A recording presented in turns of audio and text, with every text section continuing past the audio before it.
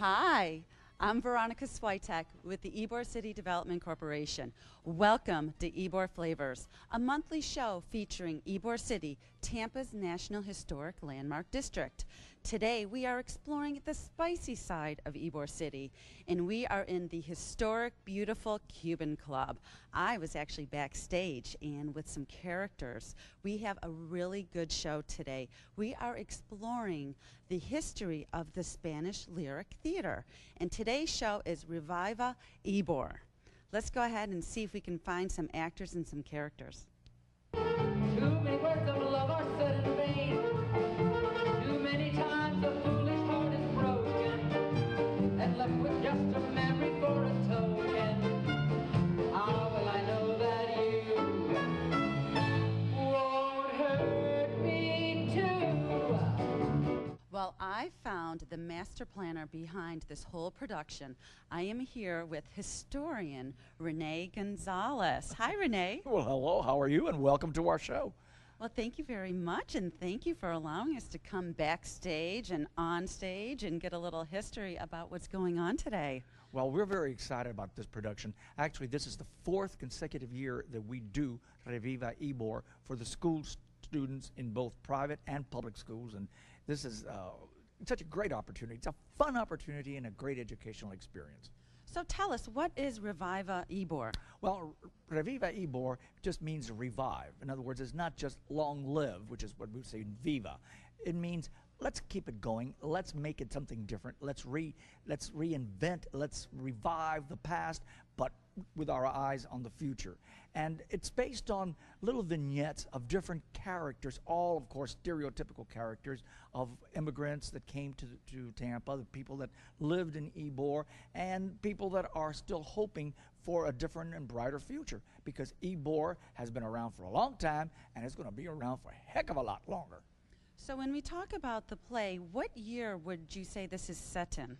Well, it covers a tremendous amount, because the first person that we meet is a little immigrant child, an Italian, in 1880, 1890. And it carries it all the way through the 30s, the 40s, the 50s, the war years, the down years of Ybor, the rebuilding of Ybor. And it is an open-ended story where we're talking about let's preserve the past, but keep our eyes on the future. And you're the one who actually narrates this story today. How does that play into the storyline? I believe that you actually were born here in Ybor City, correct? Oh, yes. I was born and lived and was raised here in Ybor City, as my parents were, as my grandparents when they came over from Spain, as my children were as far as 1996 they lived here. So actually, the narration is divided between my wife and I. We each have a little bit that we say about.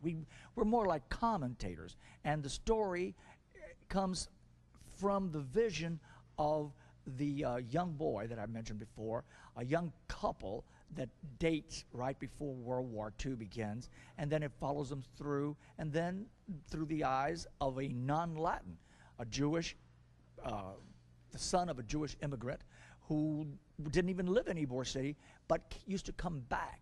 And so all of this brings all the facets, all the different little cuts of the diamond that is Ybor City.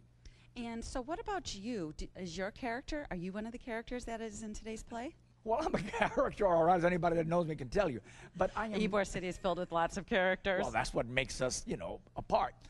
But no, I do not play anyone but myself. I'm just a commentator. I do not have an actual storyline going on in the show. The show is carried on, the meat and potatoes of the show is carried on by the artist, and Mary and I do a narration to sort of tie it all in and explain some of the background and some of the things that were going on with it.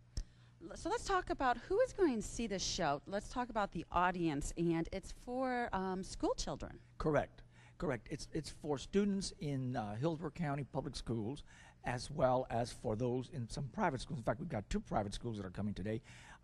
We do 4 shows, 2 a day. It's almost like old vaudeville, 2 a day. And they come, like I said, from different areas. None of them are actually from Ybor. They come from Mendenhall. They come from Town and Country, they come from Carrollwood, or different areas. And what's important, and I think is interesting, is not just what we teach the children, but what we teach the teachers, because many of them are new to the area, new to Tampa, and they said, well, we never thought about that, or I'd never seen that. Really, I'm so glad. I want to come back Saturday, or I'm going to come back next week with my husband. I want him to see this, or I want my children to see this, because it's a totally different thing. And I said, yes, that's what's the beauty of Ybor. Ybor has many faces and many smiles and many voices, and all of that brings in together what the community was, is, and shall be. Well, that couldn't be better said. I also understand that your wife, Mary, is a teacher here in Hillsborough County. Yes, she is. And she's also narrating the show with you today. So do you think we can talk to her? Because I'd love to see what a teacher feels about the benefits of what they can bring to students. Of course. So we can bring her out of the dressing room, right? Yes, I think she's fully dressed by now. Okay, then we're safe. Well, we're gonna keep it a PG rating. Let's go find Mary. Better! Here we go!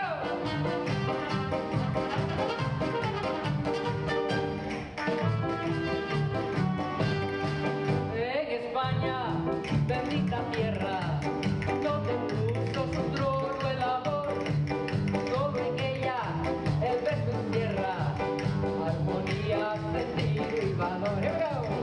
La española cuando besa, es que besa de verdad. Here we go again. Y a ninguna le interesa besar por frivolidad. El beso, el beso, el beso en España lo lleva la hembra muy dentro del alma. Le puede dar un beso en la mano o puede dar un beso de hermano.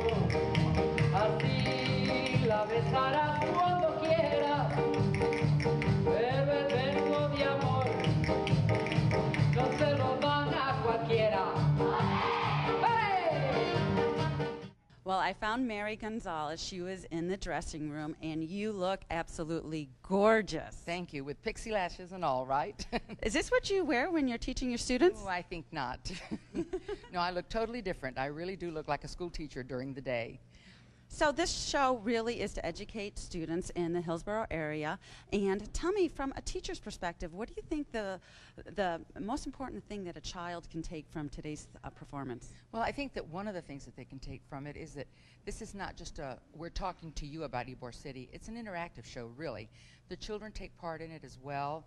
It isn't just a bunch of actors coming out and doing vignettes or scenes, but actual music from the periods, costuming. We have traditional Spanish costuming, traditional Cuban costuming, Italian costuming. So they get to see a lot of color and movement, and they hear a lot of songs, and they actually interact in the songs as well.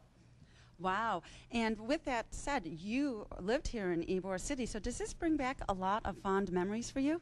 Well, I moved into Ybor City when I married my husband, but originally I was a Palmacia girl and a Davis Island girl and a Plant City girl. So the Ybor City part came in after I was married, and I lived here for 8 years, and it was